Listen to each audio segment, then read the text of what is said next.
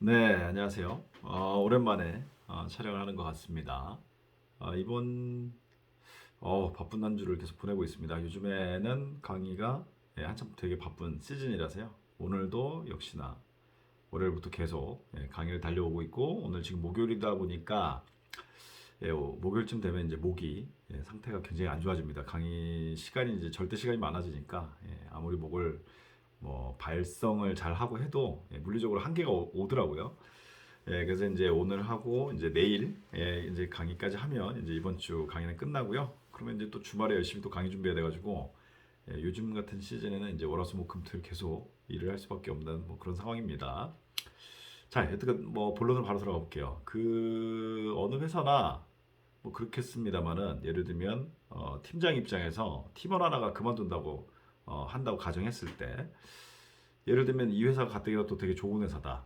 그리고 이 친구가 회사에 뭐 쉽게 들어온 것도 아니고 예를 들면 나름대로 굉장히 노력을 해서 들어온 데다가 회사에 와서 일을 꽤 잘했어요. 그래서 평가도 잘 받았고 연봉 수준도 괜찮고 뭐 인센티브도 잘 받아왔습니다. 그렇게 해서 한 4, 5년 정도 다녔다. 그러면은 뭐 국내 기준으로 했을 때 한 대리급 정도 될 겁니다. 그럼 일도 이제 한참 좀 잘하기 시작할 때고 그런데 이제 갑자기 그만둔다고 해요. 그랬더니 그렇게 되면 왜 그만두려고 그러냐, 뭐 다른 회사 이직하려고 그러는 거냐, 뭐냐 하면서 뭐 팀장을 포함해서 많은 분들이 이 친구를 잡으려고 굉장히 노력 많이 하게 되죠.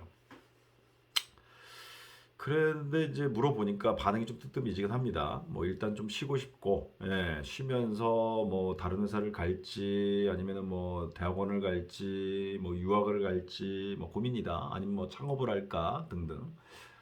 그러니까 이제 또, 야, 뭐 월급이 부족해서 그런 거냐. 너보다 더 뭐 조금 받고 다니는 애들도 많은데 등등 해가지고 막 붙잡는단 말이죠. 그래서 여기서 제가 좀 말씀드리고 싶은 포인트는 리더분들이 이렇게 단순하게 생각하시면 안 된다는 겁니다. 사람이 조직에서 일을 하면서 욕구가 굉장히 다양하다는 거예요. 그래서 자기 기준으로 생각하시는 이런 우를 범하시는 이런 경우가 되게 많거든요. 예를 들면 이 친구가 그만두는 게 진짜 돈 문제일 수도 있어요. 우리 회사가 야, 우리 회사 정도면 꽤 연봉도 많이 주고 괜찮은 편인데?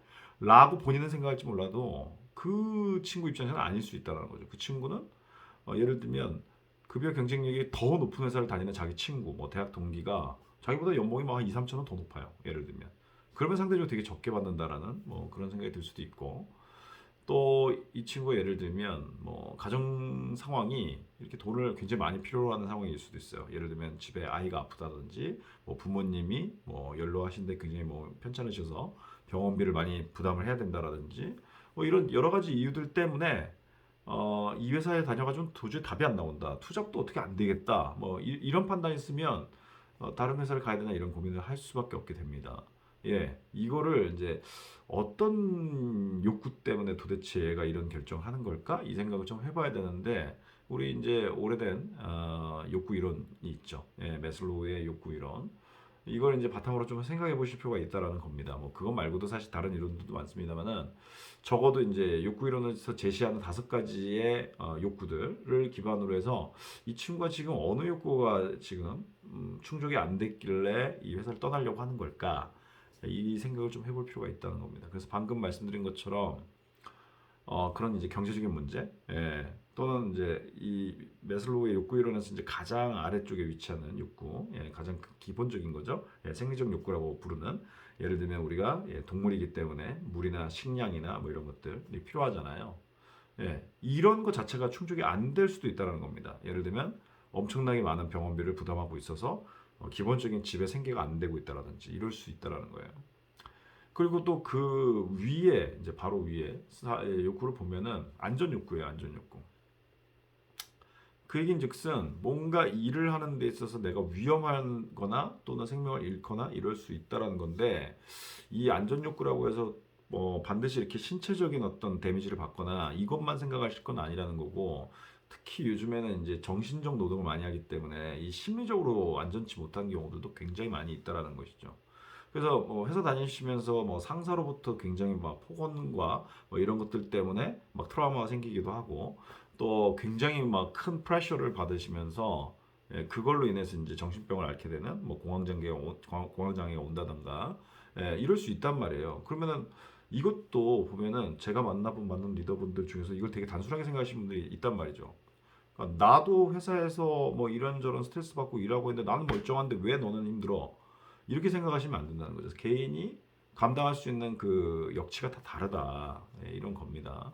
그리고 그것들을 또 해소하는 과정에 있어서도 각자가 주어져 있는 상황이 다르잖아요. 예를 들면 뭐 아무렇지도 않게 생각하는 뭐 그분의 입장에서는 자기는 예를 들면은 뭐 끝나고 친구들도 많고 뭐 이렇게 같이 식사도 하고 뭐 운동도 하고 뭐 골프도 치고 뭐 이러면서 어떤 스트레스가 이제 해소될 수 있는 여지가 굉장히 많은 환경에 노출되어 있는가 하면 예를 들면 퇴사하겠다고 하는 그 친구가 스트레스를 받았을 때는 해소할 수 있는 어떤 수단이 하나도 없을 수도 있어요. 그거는 각자 주어진 상황이 다르기 때문에 그래서 자기 입장에서만 굉장히 일차원적으로 생각하면 안 된다는 얘기입니다. 자, 그러면 이제 생리적 욕구 나왔고 안전 욕구 나왔으면 그 다음에 이제 욕구 소속감, 뭐 애정, 뭐 이런 욕구인데 이를테면 이런 거죠. 이 친구가 일을 되게 잘했던 친구예요. 근데 알고 보니까 부서 내에서 왕따를 당하고 있었던 거죠.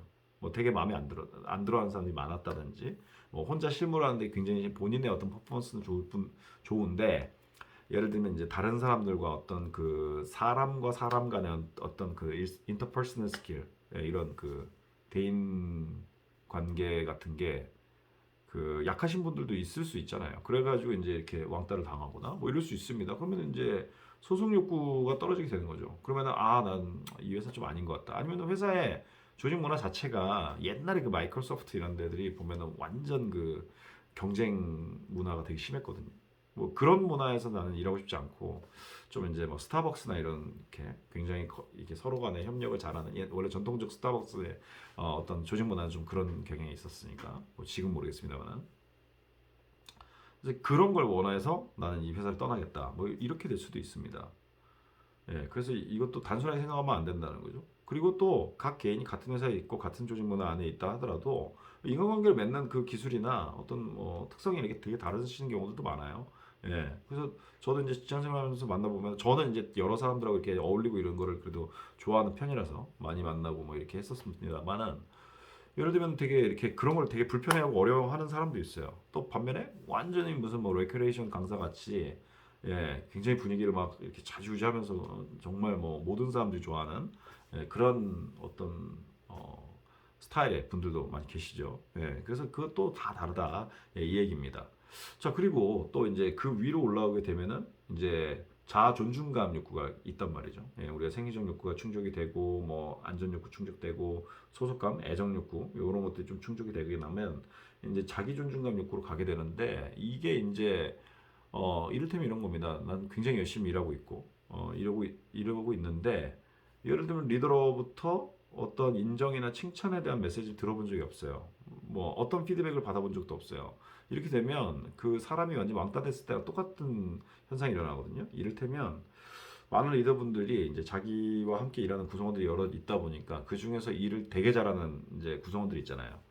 이런 사람들을 약간 방치하는 경향이 있어요. 왜 잘하니까.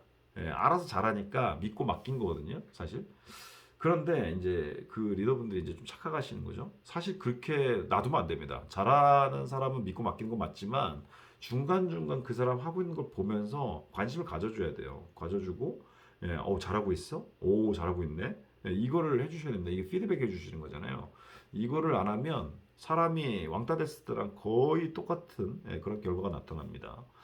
그래서 그런 욕구가 충족이 되지 않아서 회사를 떠나려고 하는 그런 사람이 있을 수도 있고요. 마지막으로 이제 가장 상위 레벨에 있는 욕구, 바로 자아 실현 욕구가 있는데 이거는 이제 뭐 쉽게 말씀드리면 이런 거죠. 내가 하고 싶은 일을 하는 것 또는 뭐 나한테 딱 맞는 일을 하는 것 이런 이제 욕구인데 이를테면 지금 그 일은 사회적으로 되게 바람직해 보이고 싶어 하잖아요, 사람들은. 그렇기 때문에 어릴 때부터 뭐 예를 들면 부모님 말 잘 듣고 공부 잘하고 좋은 대학을 나오고 좋은 회사에 입사를 한 거예요. 그렇게 해서 지금까지 이렇게 잘 살아온 거죠. 계속 타인의 어떤 그 기대를 충족시키기 위해서 열심히 살았는데 이렇게 살다가는 죽을 것 같은 거예요. 이렇게 살아가지고 나의 한 번밖에 없는 인생에 이렇게 살고 싶지 않은 거예요. 그러면 뛰쳐나갈 수 있는 거죠. 그래서 내가 진짜 원하는 일을 하겠다. 이렇게 될 수도 있습니다. 그런데 야 저거 배가 불렀구만. 저기 뭐야 회사 이거 힘들게 들어와가지고 너 밖에 나가면 지옥이야. 너 뭐 나가서 밥 먹고 살 수 있겠냐? 뭐 이런 식으로 이제 말씀하신 분들을 많이 봤죠. 심지어는 강사 생활을 하면서도 아니 왜 그 좋은 회사 다니다가 왜 강사를 왜 해요? 회사나 다니지? 이러시는 분들도 계셨어요. 이해가 안 된다는 둥. 뭐 또 저한테 직접 하시는 얘기 말고도 뭐 이렇게 다른 강사님들 이렇게 보면 아니 뭐 회사에서 저렇게 커리어 잘 쌓고 뭐 이렇게 한 양반이 왜 강의를 해요? 회사를 다니지? 그건 본인 입장에서 그런 거죠. 그러니까 그게 이런 이제 그 타인의 어떤 상황과 욕구 이런 것들을 파악하는 능력이 굉장히 떨어지는 겁니다. 이렇게 다양하게 생각을 하지 못하고 굉장히 일차원적으로 계시는 분들이 그런 이제 모습을 많이 보여주시죠. 그러다 보니까 리더십을 평상시에 발휘하실 때도 어떻겠습니까?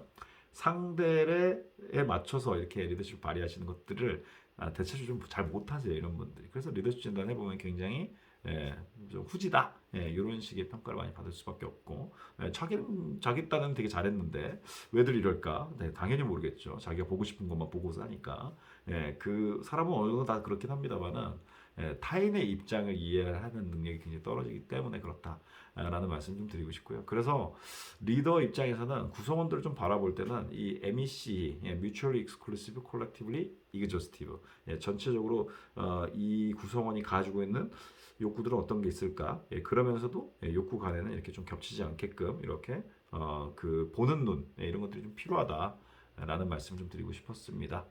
자, 오늘은 이 정도 좀 말씀을 드리고 지금 제가 공기 좋은 양평에서 거의 요양 비슷하게 왔는데 와서 뭐 요양도 하지만 강의하여 바빠 죽겠네요, 진짜.